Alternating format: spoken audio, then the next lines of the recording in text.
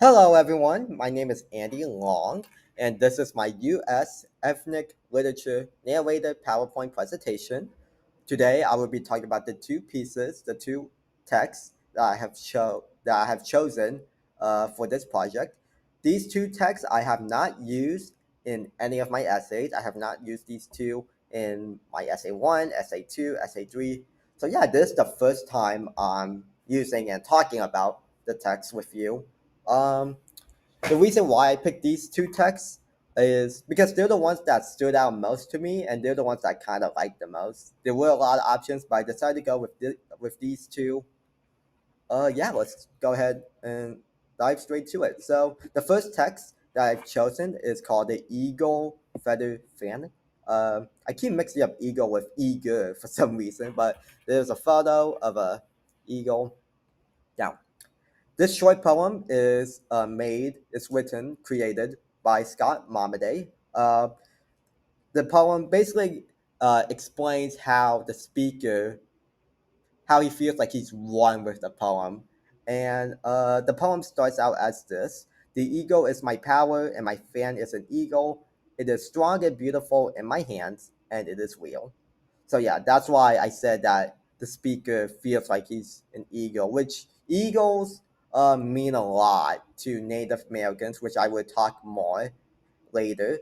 Um, but there's a lot of imagery, a lot of metaphors, which is which should be pretty obvious because poems contain poetic devices and of course metaphors and imagery sometimes too. Are one of those poetic devices. Um, but yeah, it's very descriptive, very short. Well, not very short. It's not that. It's a bit longer than very short, but yeah, yes. Um, ob- Obviously, the speaker I'm assuming is the narrator or the person that created that poem, so a Native American, and which kind of makes sense because throughout the poem, it talks about how much the ego means to the speaker. But yeah, that's pretty much it. And the second piece that I have chosen is called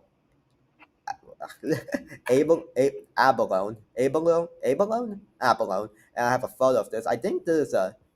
I keep forgetting how to like describe this abalone. It's like a snail shell thingy. But yes, this is created. This short story is created by Toshio Mori.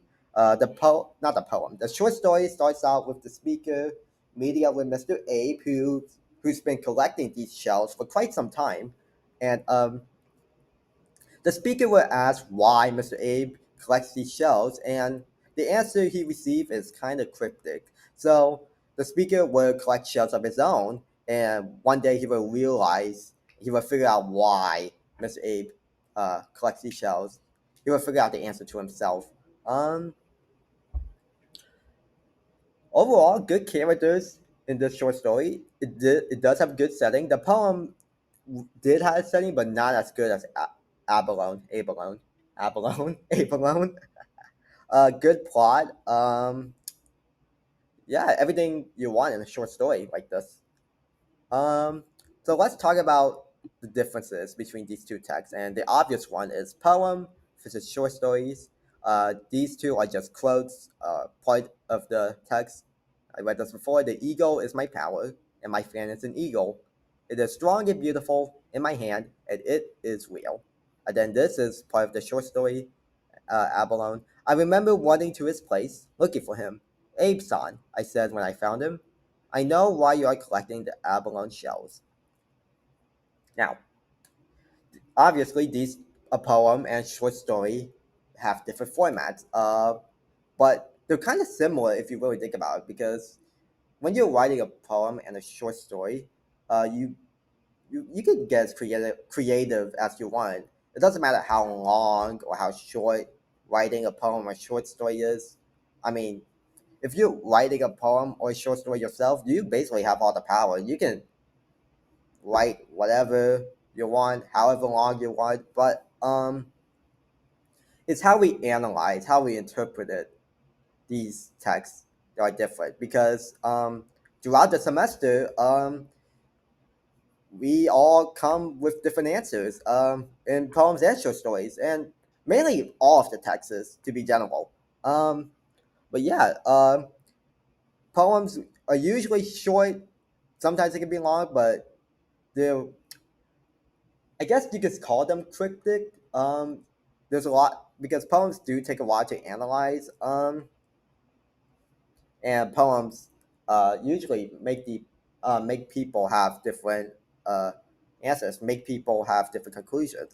As in for short stories, not really cryptic because and at the end of a story, we will understand understand an ending, and all of us will somewhat come to the same conclusion, uh, no matter how long or how quick it takes. Yeah, that's pretty much it for this slide. The next one that I have is called symbolism. Um, and I got a couple things down here. Ego represents many things such as strength and freedom. Um, going back to, going back to what I said earlier with this point right here. The ego is my power. It is strong and beautiful in my hand, and it is real. And my fan is an eagle. Yeah, so this this short part talks about how strong an eagle can be physically, mentally, spiritually, any other elise, and also talks about freedom because Native Americans were somewhat free back in the day, but I think it's referencing to the eagle himself because the eagle is obviously a bird creature that can fly up in the skies, and obviously eagle will have more space, more room to fly and do what eagle does best. And this one of the things Abalone may have represent is identity. The children must go out for themselves and find their own shells. This line was said by Mr. Abe, and how I see this is I compare it to the real world. So the sentence does say the children must go out for themselves and find their own shells. How I analyze analyze it is that his children, must go out in the real world and um, find what their purpose is in life, and that may be why one of the reasons Mr. A collect these shells, and soon the speaker will also come to the same conclusion. Um, Anything else to talk about this point here? I think I covered everything from this slide. Next, what we have is imagery. Now, imagery is I do have a yeah. Imagery is basically how descriptive the text can be, and I do have a couple. A couple of texts, not text, couple of quotes from these two different texts. As if the beaded handle with the twist of a Bristol cone. Now this is from the eagle poem.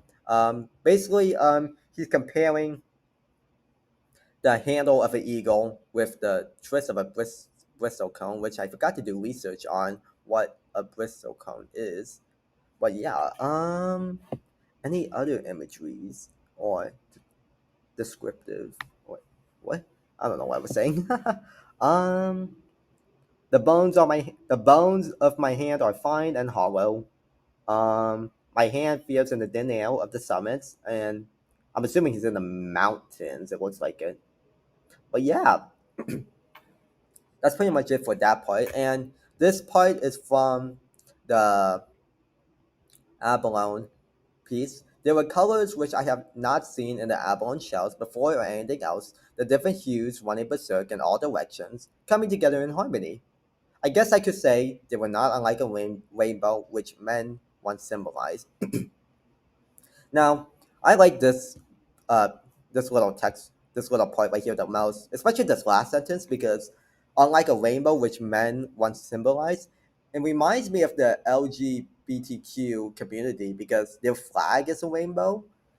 But yeah, it talks. This is This part is from how the speaker starts collecting these shells and how he notices the colors of these shells that he has not seen. Uh, he describes the different hues, different shades, how bright, how dark the colors of the shells are. That's pretty much it. And I think identity. Yeah, I was about to say this kind of reminds me to this kind. Yeah, sorry.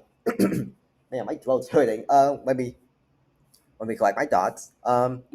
So what back when I was saying about the rainbow, which men once symbolized, how it kind of reminds me of the LGBTQ flag and how those people sometimes have an identity crisis. That's also one of the reasons why I think these abalone shells represent identity. But yeah, that's pretty much it. And I do have a slide about the historical context. These are events that happened back in the year. This is the Asian, uh, not the not the Asian American identity, the 1882 Chinese Exclusion Act, and Supreme Court cases in 1920. Uh, this is one of my sources for my work cited for this project. If I can find it. Yes, the creation of an Asian American identity was in reaction to a long history of exclusions of Asians in the country, and of course includes these two events that I say. Apparently, um, clarifying that Asians, including South Asians, are not free white persons and therefore were excluded from becoming naturalized U.S. citizens, which is which makes me think that there's another reason why Asian Americans have problems with their identities and therefore supporting why I think that's the wrong one. Why I think abalone shells represents identity in the abalone piece by Toshio Mori. And then this is the Indian Civil Rights Act in 1968. This is also another source that I use when I work cited. If I can find, yes, the Indian Civil Rights Act is signed into law by President Lyndon B. Johnson, granting Native American tribes many of the benefits included in the Bill of Rights. So, which goes back to this part, how an eagle represents many things such as strength and freedom. Now that Native Americans are granted benefits from many of the benefits included in the Bill of Rights.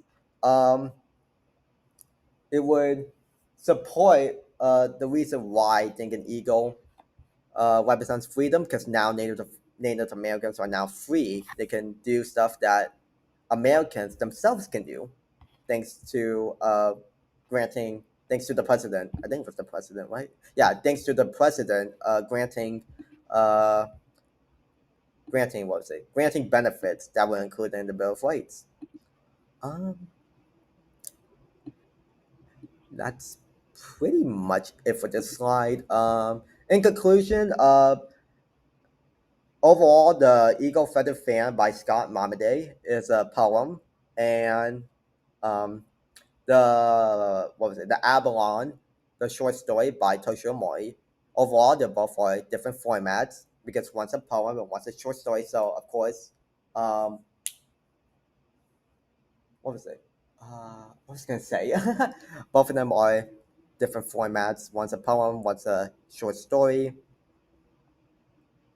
Meaning their writing, how they write their pieces are gonna be different because writing a poem uses emotion and language that no one has really think about because poems are extremely creative. As in stories can be referenced to things that are happening in the real life world.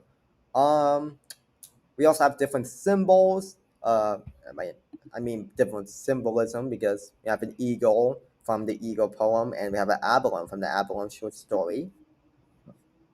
And then Native American literature, which is the eagle poem, versus Asian American literature, which is the abalone poem, not poem, short story. Overall, these two are different because, like I said, Oh, that's not what I want to click.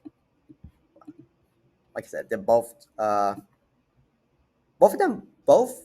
of them have different themes because Native Americans talk about strength and freedom, as Asian Americans talk about identities and all that. That's pretty much it. There's my work cited. There's all the sources that I have used. Um, Anything else I should go over?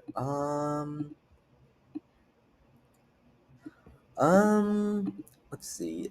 Imagery. Now we talk about how descriptive they are. Story context. Conclusions. Symbolism. Poem. Yeah, short stories can be straightforward, as in poem can be a bit cryptic, a bit narrow. Um, Eagle represents strength and freedom. Abalon represents identity. Um, I should have well, this could go to this slide too.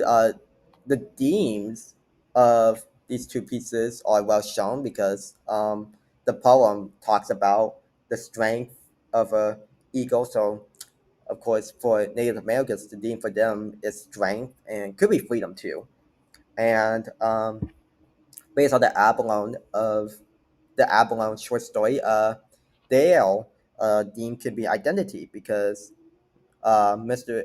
Abe collects these shells for a reason, and the speaker will realize why. And this quote right here: "The children must go out for themselves and find their own shells," kind of uh, convinced me that the theme throughout this Abalone story is about identity. Yeah, that's pretty much it.